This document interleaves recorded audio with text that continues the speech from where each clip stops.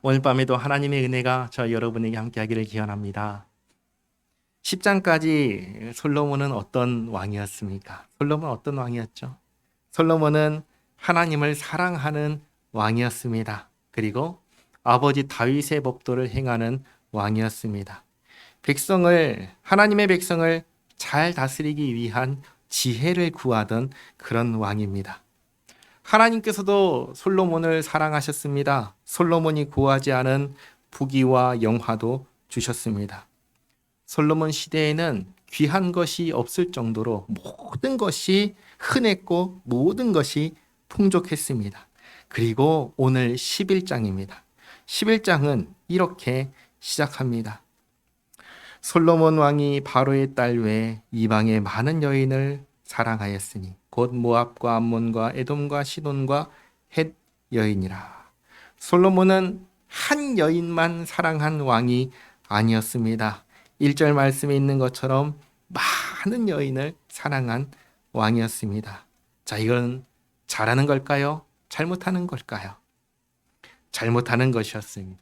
그래서 2절 말씀을 보시면 여호와께서 일찍이 이 여러 백성에 대하여 이스라엘 자손에게 말씀하시기를 너희는 그들과 서로 통혼하지 말며 그들도 너희와 서로 통혼하게 하지 말라.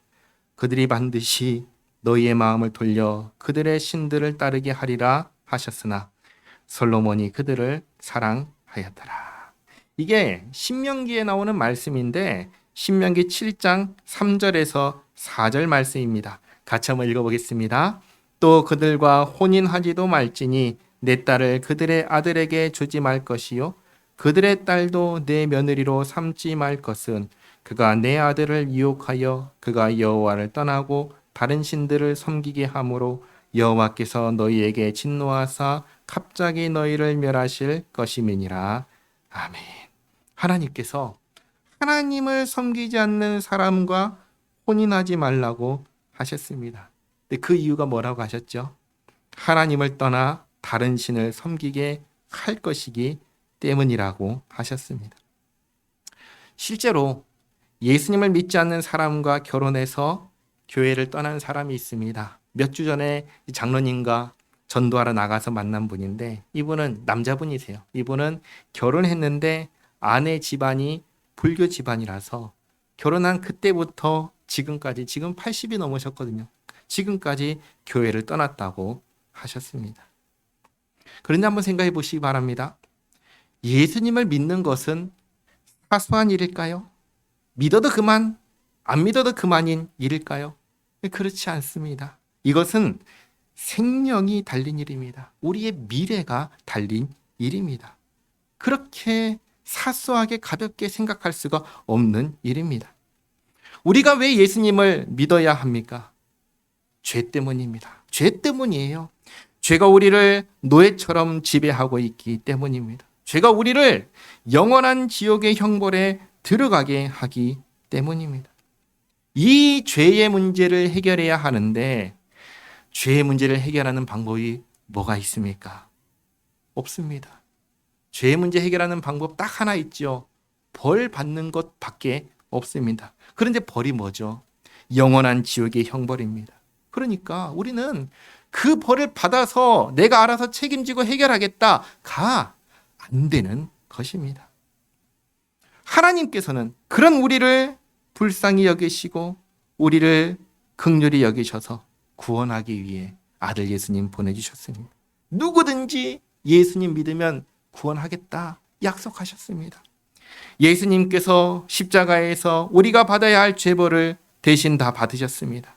그래서 예수님 믿는 우리는 더 이상 벌 받을 죄벌이 없게 해주셨습니다. 우리는 마지막 날 최후 심판이 있다는 걸 압니다. 심판을 받는다는 걸 압니다. 그 심판대 앞에 우리가 섰을 때 우리가 이 땅에 살면서 행한 것을 보면은 어떻게 살았어요?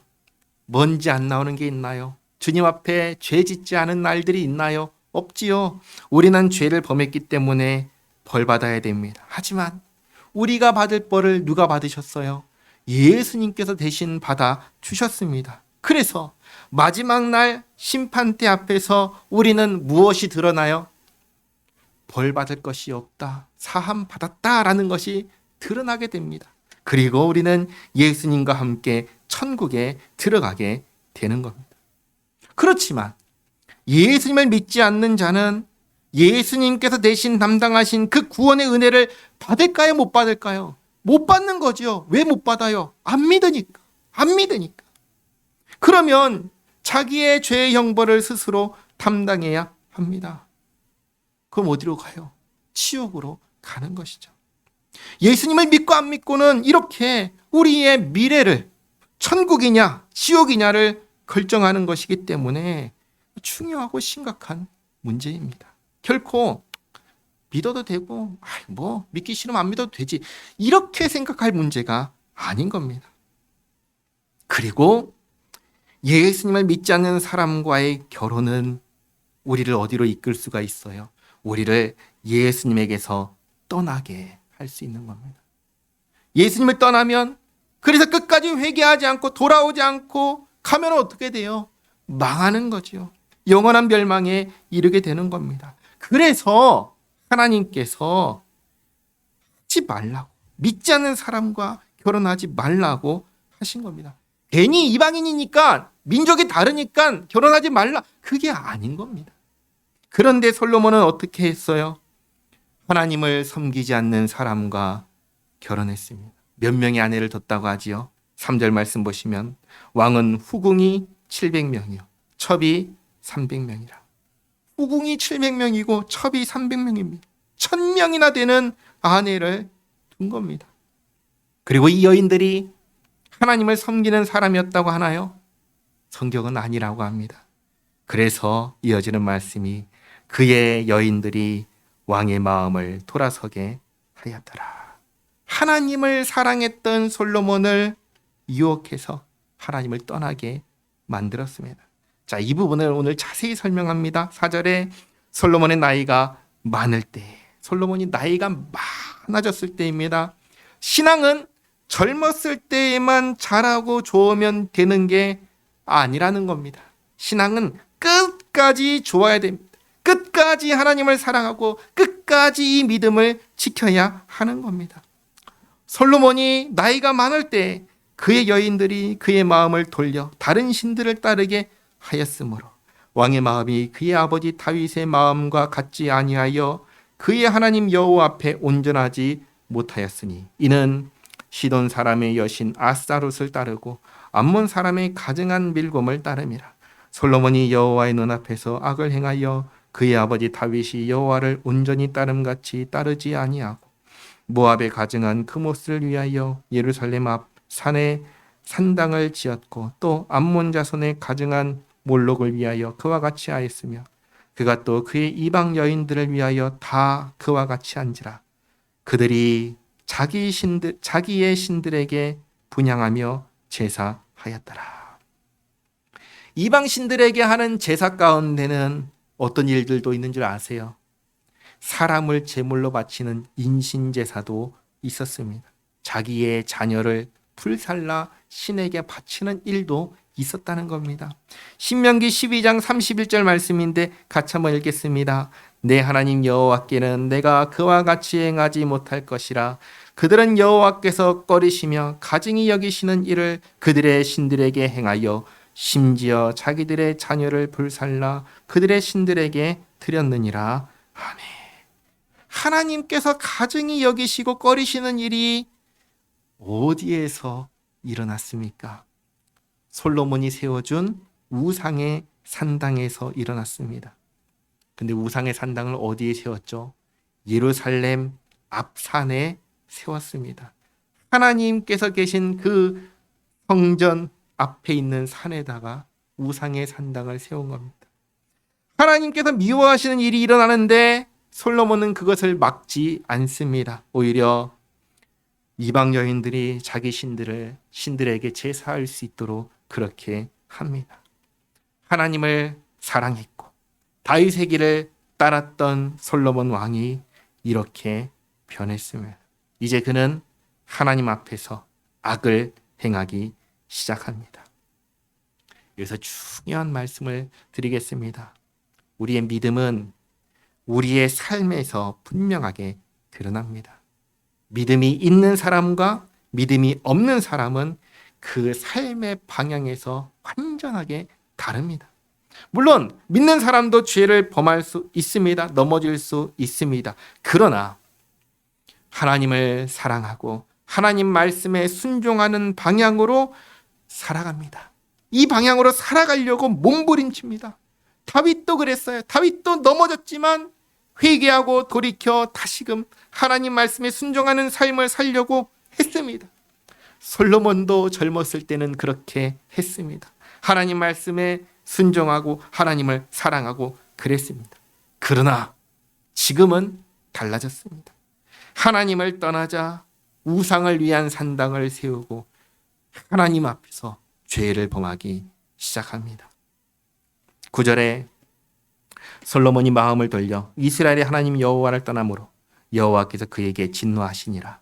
여호와께서 일찍이 2번이나 그에게 나타나시고 이 일에 대하여 명령하사 다른 신을 따르지 말라 하셨으나 그가 여호와의 명령을 지키지 않았으므로. 이 9절 말씀에 주목하시기 바랍니다. 하나님께서 솔로몬에게 2번이나 나타나셨습니다. 다른 신을 따르지 말라고 분명하게 명령하셨습니다. 여러분, 예수님 믿지 않는 사람들이 전도하러 갈 때 하는 말이 있으면 꼭 있습니다. 뭔지 아세요? 하나님 보여달라고. 하나님 보여달라고. 내가 하나님 보면 믿겠다고. 근데 오늘 솔로몬 2번이나 하나님께서 친히 나타나 말씀하셨습니다. 그런데 듣나요? 안 듣습니다. 믿음은 봐서 믿는 게 아닌 겁니다. 믿음은 참으로 하나님의 은혜로 믿는 겁니다. 우리가 이걸 놓쳐서는 안 됩니다. 누가 보면 믿겠다? 그 말 믿지 마십시오. 그렇게 해서 되는 거 아닙니다. 정말 믿고 싶다면 어떻게 해야 되는 줄 아세요? 하나님 앞에 엎드려야 됩니다. 하나님, 나를 불쌍히 여겨 주시옵소서. 나에게 믿음을 주시옵소서. 엎드려야 되는 일입니다. 솔로몬 2번이나 하나님을 뵙고 하나님 말씀을 친히 듣지만 아니요, 하나님 말씀 듣지 않습니다. 그래서 하나님께서 말씀하십니다. 11절에 여호와께서 솔로몬에게 말씀하시되 내게 이러한 일이 있었고 또 내가 내 언약과 내가 내게 명령한 법도를 지키지 아니하였으니 내가 반드시 이 나라를 내게서 빼앗아 내 신하에게 주리라. 자, 이 나라는 누구의 나라입니까? 솔로몬의 나라인가요? 아닙니다. 이 나라는 하나님의 나라입니다. 하나님께서 주인이십니다. 솔로몬은 어떤 존재죠? 하나님 말씀을 따라 다스려야 하는 대리자, 대리 통치자입니다. 그런데 이 대리 통치자가 하나님의 말씀을 듣지 않으면 어떻게 해야 됩니까? 빼앗아야죠. 빼앗아서 다른 사람에게 맡겨야죠. 하나님께서 이 나라의 주인이시니까 이렇게 하실 수 있는 겁니다. 12절, 그러나 내 아버지 다윗을 위하여 내 세대는 이 일을 행하지 아니하고 내 아들의 손에서 빼앗으려니와. 다윗을 위해서 내 세대에는, 솔로몬 세대에는 이 일을 행하지 않겠다 하십니다. 무슨 말씀이냐면 하나님께서 다윗에게 하신 약속을 기억하고 지키신다는 겁니다. 사무엘하 7장 14절에서 15절까지 말씀을 같이 읽겠습니다. 나는 그에게 아버지가 되고 그는 내게 아들이 되리니 그가 만일 죄를 범하면 내가 사람의 매와 인생의 채찍으로 징계하려니와 내가 내 앞에서 물러나게 한 사울에게서 내 은총을 빼앗은 것처럼 그에게서 빼앗지는 아니하리라. 아멘. 하나님께서 다윗에게 이 약속을 하셨기에 솔로몬에게서, 솔로몬이 다스리는 동안에는 나라를 빼앗지 않겠다라고 하신 겁니다. 대신 그 아들들, 솔로몬의 아들 누구죠? 르호보암 때에 나라를 빼앗아 신하에게 주겠다 하십니다. 그러면서도 13절, 오직 내가 이 나라를 다 빼앗지 아니하고 내 종 다윗과 내가 택한 예루살렘을 위하여 한 지파를 내 아들에게 주리라 하셨더라. 이것도 다윗과 한 약속 때문에 이렇게 말씀하신 겁니다. 사무엘하 7장 16절 말씀인데 같이 읽겠습니다. 내 집과 내 나라가 내 앞에서 영원히 보존되고 내 왕위가 영원히 견고하리라 하셨다 하라. 아멘. 하나님께서 다윗에게 이것을 약속하셨기에 나라를 빼앗는 중에도 한 지파는 솔로몬의 아들 르호보암에게 주겠다고 하신 겁니다. 자, 이제 14절부터는 이 하나님의 말씀이 어떻게 이루어지는지를 보여줍니다. 14절. 여호와께서 에돔 사람 하닷을 일으켜 솔로몬의 대적이 되게 하시니 그는 왕의 자손으로서 에돔에 거하였더라. 자, 10장까지 1장부터 10장까지 쭉 보시면 솔로몬에게 대적이 있었나요, 없었나요? 없었습니다. 솔로몬 시대는 그야말로 평화의 시대였습니다. 그러나 하나님을 떠나자 이 평화의 시대도 끝났습니다. 하나님께서 솔로몬의 대적을 일으키십니다. 이것은 징계입니다. 징계입니다. 그들이 하나 둘씩 나타나기 시작합니다. 먼저는 에돔 사람 하닷입니다. 15절에 전에 다윗이 에돔에 있을 때 군대 지휘관 요압이 가서 죽임을 당한 자들을 장사하고 에돔의 남자를 다 쳐서 죽였는데 요압은 에돔의 남자를 다 없애기까지 이스라엘 무리와 함께 6달 동안 그곳에 머물렀더라. 그때 하닷은 작은 아이라 그의 아버지 신하 중 에돔 사람 몇몇과 함께 도망하여 애굽으로 가려 하여 미디안을 떠나 바란에 이르고 거기서 사람을 데리고 애굽으로 가서 애굽 왕 바로에게 나아가매 바로가 그에게 집과 먹을 양식을 주며 또 토지를 주었더라. 하닷이 바로의 눈앞에 크게 은총을 얻었으므로 바로가 자기의 처제 곧 왕비 디브네스의 아우를 그의 아내로 삼음에 다브네스의 아우가 그로 말미암아 아들 그누밧을 낳았더니 다브네스가 그 아이를 바로의 궁중에서 젖을 떼게 하매 그누밧이 바로의 궁에서 바로의 아들 가운데 있었더라. 하닷이 애굽에 있어서 다윗이 그의 조상들과 함께 잔 것과 군대 지휘관 요압이 죽은 것을 듣고 바로에게 아뢰되 나를 보내어 내 고국으로 가게 하옵소서. 바로가 그에게 이르되 내가 나와 함께 있어 무슨 부족함이 있기에 내 고국으로 가기를 고하느냐. 대답하되 없나이다. 그러나 아무쪼록 나를 보내옵소서 하였더라. 이렇게 이 하닷은 다윗에 의해서 나라를 잃은 왕의 자손입니다. 애굽에 갔다가 다윗이 죽었다는 소식을 듣고 고국으로 에돔으로 돌아왔습니다. 하나님께서 이 하닷을 세워가지고 솔로몬의 대적이 되게 하셨습니다. 역사에는 만약이라는 게 없지만 만약에 솔로몬이 끝까지 하나님을 향한 일편단심을 잃지 않고 갔다면 하닷이 솔로몬의 대적이 될 수 있었을까요? 될 수 없었을 겁니다. 왜요? 하나님께서 보호하시니까. 하나님께서 지켜주시니까. 그런데 솔로몬이 그 하나님을 떠나니까 하닷이 대적이 되는 겁니다. 그 다음은 엘리아다의 아들 르손입니다. 하나님이 또 엘리아다의 아들 르손을 일으켜 솔로몬의 대적자가 되게 하시니 그는 그의 주인 소바왕 하닷 에셀에게서 도망한 자라. 다윗이 소바 사람을 죽일 때 르손이 사람들을 자기에게 모으고 그 무리의 괴수 우두머리죠. 우두머리가 되어 다메섹으로 가서 살다가 거기서 왕이 되었더라.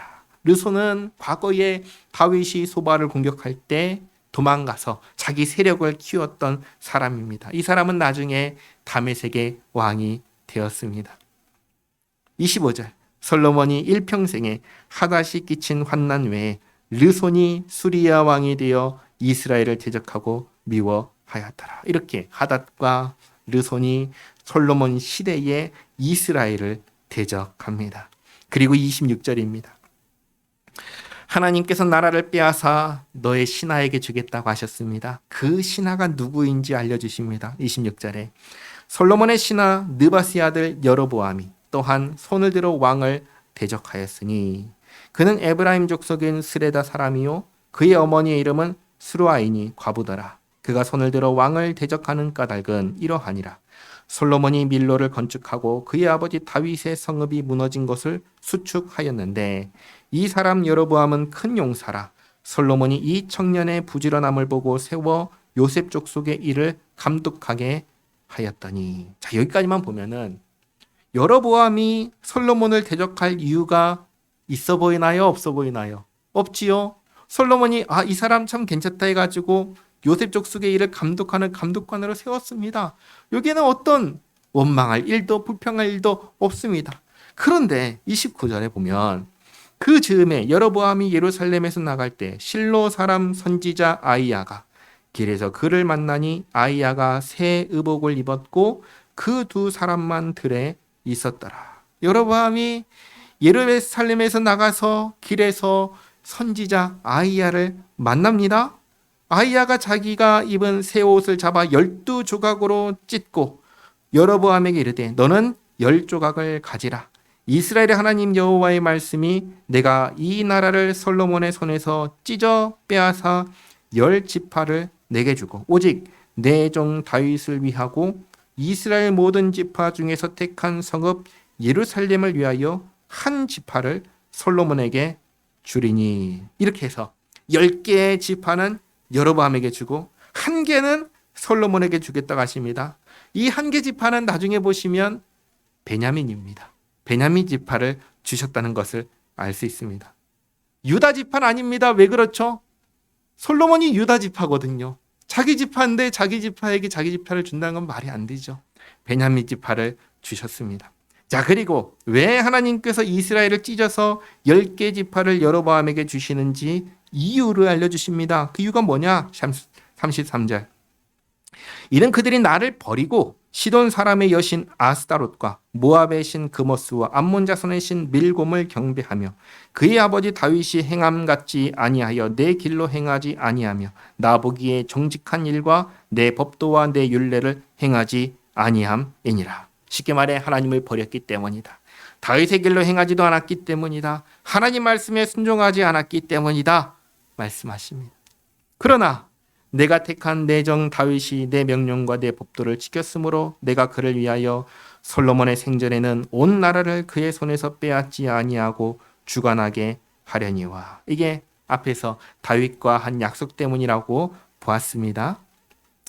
내가 그의 아들의 손에서 나라를 빼앗아 그 10지파를 너에게 여로보암에게 줄 것이요 그의 아들에게는 내가 한 지파를 주어서 내가 거기에 내 이름을 두고자 하여 택한 성읍 예루살렘에서 내 종 다윗이 항상 내 앞에 등불을 가지고 있게 하리라. 이것도 다윗과 한 약속 때문에 이렇게 하신 겁니다. 자, 그리고 이제 정말 중요한 말씀 38절 말씀인데요.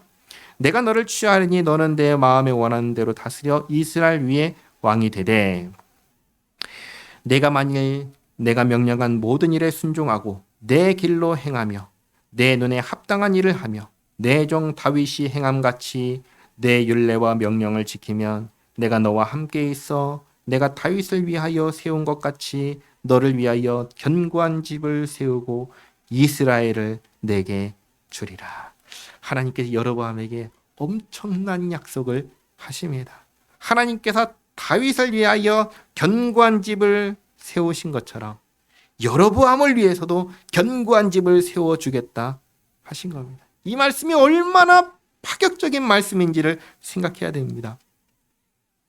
다윗은 그때의 그 약속을 받기 전에 하나님 앞에 뭘 했지요? 하나님의 성전을 짓고자 하는 기특한 마음을 냈었습니다. 그런데 여로보암은 아직 하나님 앞에 아무것도 한 것이 없어요. 아무것도 한 것이 없는데 하나님께서 이 약속을 하신 거예요. 그러면서 솔로몬에게 하셨던 말씀과 똑같은 말씀을 여로보암에게도 하십니다.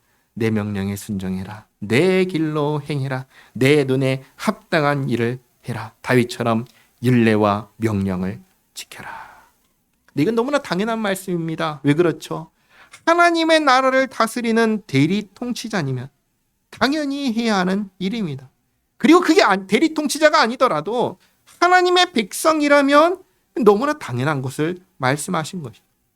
하나님께서는 여로보암에게 너무나 당연한 것을 요구하시며 이 너무나 당연한 것을 지켜 행하면 다윗에게 하셨던 것처럼 여로보암 너에게도 해주겠다 약속을 하신 겁니다. 얼마나 엄청난 약속을 하신 것인지 모릅니다. 39절 내가 이로 말미암아 다윗의 자손을 괴롭게 할 것이나 솔로몬의 죄로 인하여 다윗의 자손을 징계할 것이나 영원히 하지는 아니하리라 하셨느니라 한지라. 하나님께서 다윗의 자손을 영원히 버리지는 않겠다. 죄에 대해서는 징계하지만 다윗에게 하신 그 약속은 패하지 않겠다 하신 겁니다. 자, 이렇게 예루살렘에서 나오던 여로보암에게 선지자 아이야가 나타나서 하나님 말씀을 전했습니다. 이것을 누가 알아요? 솔로몬이 압니다. 솔로몬이 알아요. 그리고 솔로몬이 어떻게 합니까? 40절에 이러므로 솔로몬이 여로보암을 죽이려 하며, 하나님의 말씀을 받은 사람을 다윗은 죽이려고 했나요? 다윗은 단 한 번도 그렇게 하려고 하지 않았습니다. 솔로몬은 어떻게 해요? 죽이려고 합니다. 왜 이렇게 바뀌었죠? 하나님을 떠나서 바뀐 겁니다. 여로보암이 일어나 애굽으로 도망하여 애굽 왕 시삭에게 이르러 솔로몬이 죽기까지 애굽에 있으니라. 앞에 하닷과 르손이 솔로몬을 대적했던 것과는 다릅니다. 하닷과 르손은 솔로몬과 이스라엘을 대적했습니다. 괴롭혔습니다. 그러나 여로보암 보십시오. 그런 게 있나요? 없습니다. 오히려 솔로몬이 여로보암을 죽이려 한 겁니다. 솔로몬이 여로보암을 대적했기에 여로보암을 솔로몬의 대적이라고 한 겁니다. 41절 솔로몬의 남은 사적과 그의 행한 모든 일과 그의 지혜는 솔로몬의 실록에 기록되지 아니하였느냐. 솔로몬이 예루살렘에서 온 이스라엘을 다스린 날수가 40년이라. 솔로몬은 40년 동안 나라를 다스렸습니다. 솔로몬이 그의 조상들과 함께 자매 그의 아버지 다윗의 성읍에 장사되고 그의 아들 르호보암이 대신하여 왕이 되니라. 아멘. 르호보암이 이제 다음 때를 이어서 왕이 됩니다. 자, 정리하겠습니다. 솔로몬은 참으로 지혜로운 왕이었습니다. 솔로몬이 다스리던 시대는 참으로 평화로운 시대였습니다. 자, 그런데 이 지혜 누가 주셨죠? 이 평화 누가 주셨죠? 하나님께서 주셨습니다. 하나님께서 주셨다는 것을 어떻게 알 수 있습니까? 하나님을 떠나면서 일어난 일들을 보면 알 수 있습니다. 그 지혜로웠던 왕이 말할 수 없이 어리석은 사람이 되었습니다.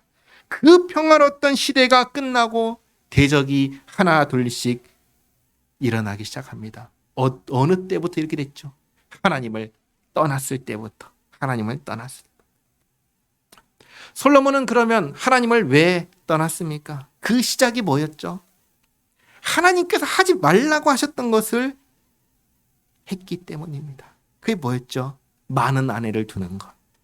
그런데 그 당시에 왕들은 아내를 많이 두었나요? 하나만 뒀나요? 그 당시에 옛날의 왕들은 왕후가 하나였어요? 아니면 후궁이 많았어요? 많았죠. 그 이상한 일이었나요?